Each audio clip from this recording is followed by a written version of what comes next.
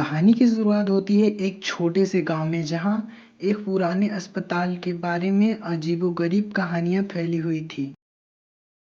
गांव के लोग कहते थे कि उस अस्पताल का एक डॉक्टर डॉक्टर वीर सिंह जो बहुत मशहूर था, कुछ सालों पहले यह भयानक हादसे में मारा गया था। लेकिन उसकी आत्मा अब भी अस्पताल में रहती है और रात के समय मरीजों का इलाज करती है। जो भी उसकी मदद लेता वह कभी लौटकर नहीं आता। किसी समय की बात है, एक गांव था जिसका नाम था माखनपुर।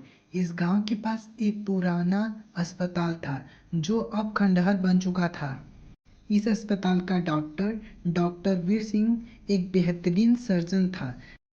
गांव के लोग उसे भगवान की तरह पूजते थे क्योंकि उसने कई लोगों की जान बचाई थी। लेकिन एक दिन डॉक्टर राजेश की अचानक मृत्यु हो गई। लोग कहते थे कि एक ऑपरेशन के दौरान उसकी मौत हो गई थी और तभी से वह अस्पताल वीरान पड़ा था। समय बीतता गया और लोग इस अस्पताल को भूलने लगे। लेकिन गांव में रहस्यमयी घटनाएं होने लगी। कुछ लोगों ने कहा कि रात के अंधेरे में अस्पताल से डॉक्टर की आवाज आती है।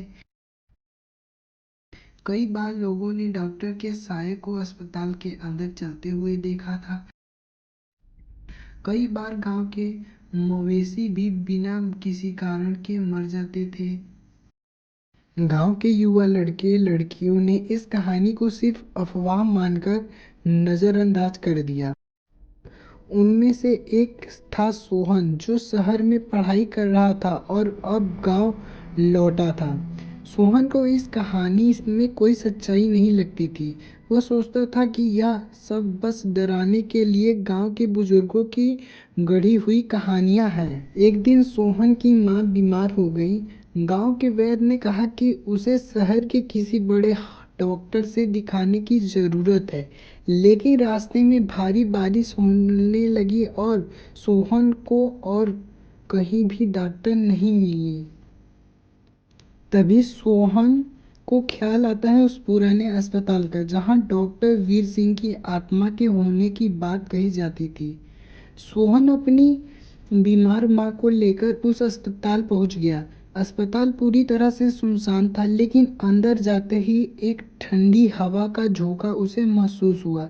सोहन ने देखा कि वहां कुछ पुराने उपकरण और बेड अब भी रखे हुए थे।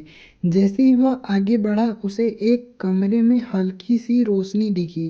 अर्जुन धीरे धीरे उस कमरे की ओर बढ़ा और अंदर जाकर जो देखा वह उसकी कल्पना से भी परा कभी नहीं था।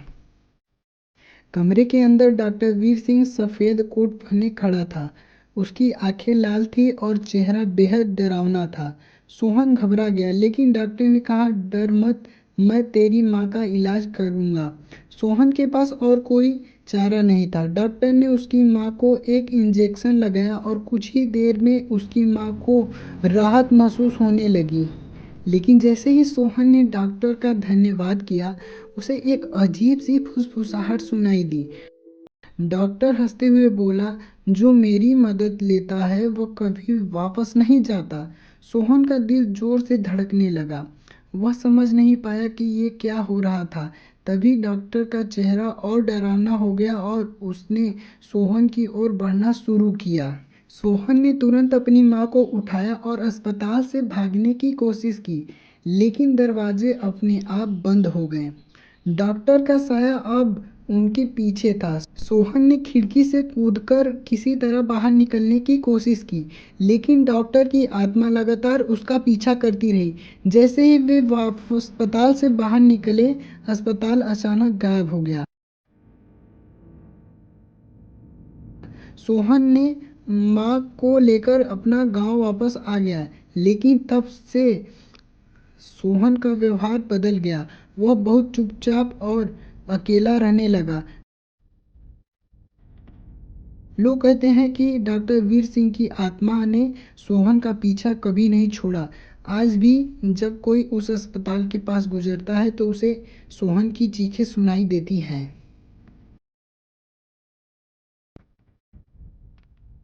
दिसंबर का महीना था। मोहित जो गांव से दूर शहर काम करता था, एक दिन उसे फोन आता है कि मोहित, तुम्हारी माँ बहुत बीमार है। यह बात सुनकर मोहित तुरंत अपने गांव के लिए शहर से चल देता है। ठंड का मौसम था, चारों तरफ कोहरा ही कोहरा था और मोहित जिस बस में बैठा था उसमें बस ड्राइवर और कंडक्टर के अलावा 3 लोग और उस बस में थे। चलते चलते बस एक जंगल के बीच में रुक जाती है और तभी बस का ड्राइवर बोलता है, जिसको चाय नाश्ता करना है वो जल्दी से कर ले, क्योंकि रात होने वाली है और अब बस सीधे माखनपुर ही रुकेगी।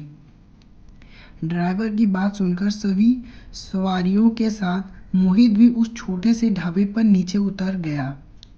यह एक छोटा और जंगल के बीचों बीच सुनसान ढाबा था।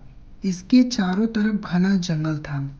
मोहित को बहुत तेज भूख लगी थी। वह खाना खाने के लिए ढाबे में पहुंच गया था और बस की सवारी भी चाय पीने के लिए निकल गई थी।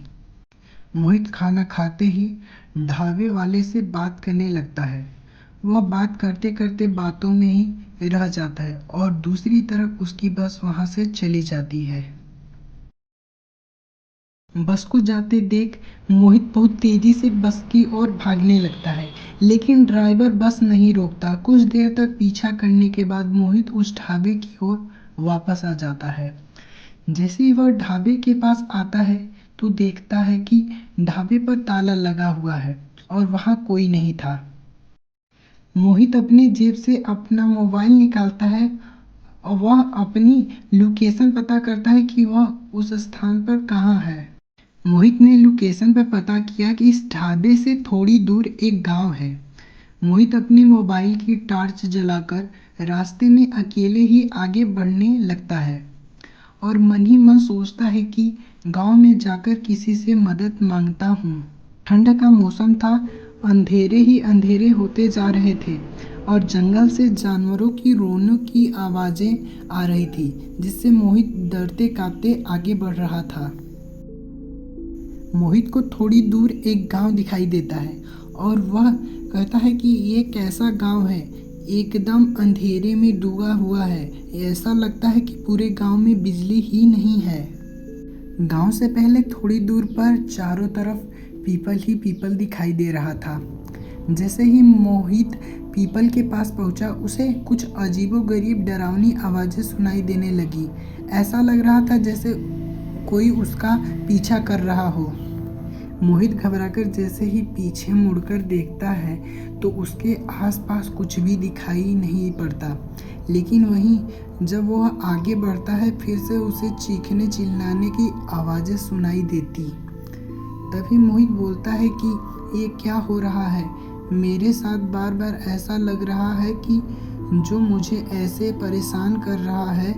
मैंने भी ऐसी कहानी दादी से सुनी है भूतों की, कहीं ये छलावा तो नहीं है।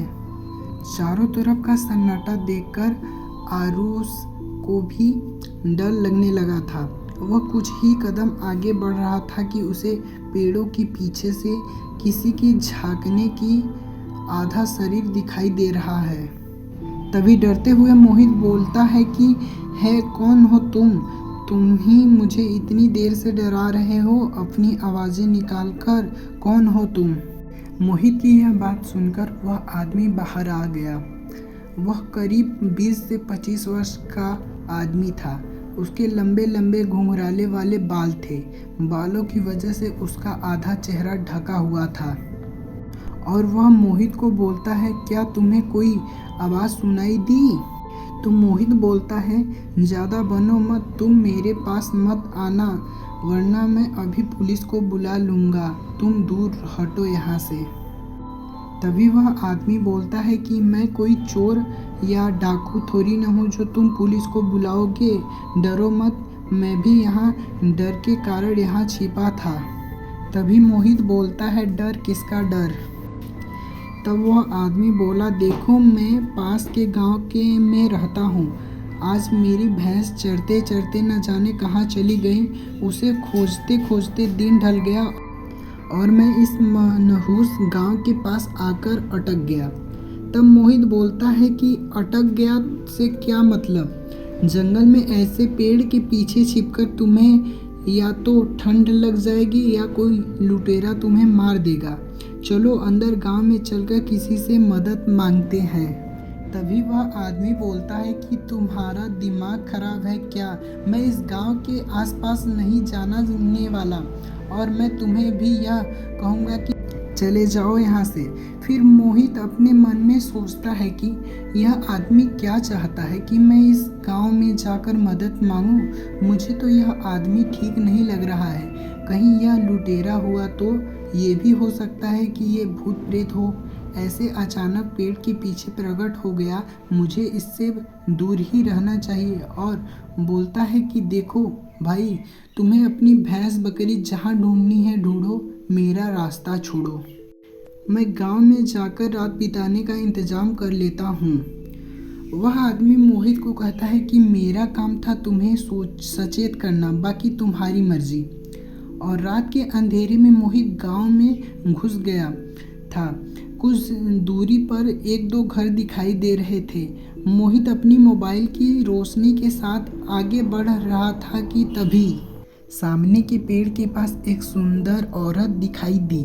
इससे पहले कि वह कुछ समझ पाता, वहां से वह सुंदर औरत गायब हो गई और उस पेड़ के पास अचानक कई सारे भूत प्रेत आ गए और चीखने चिल्लाने लगे। यह सब देखकर मोहित भागना चाहा, पर उसे भूतों ने चारों तरफ से घेर लिया और मोहित को मार दिया।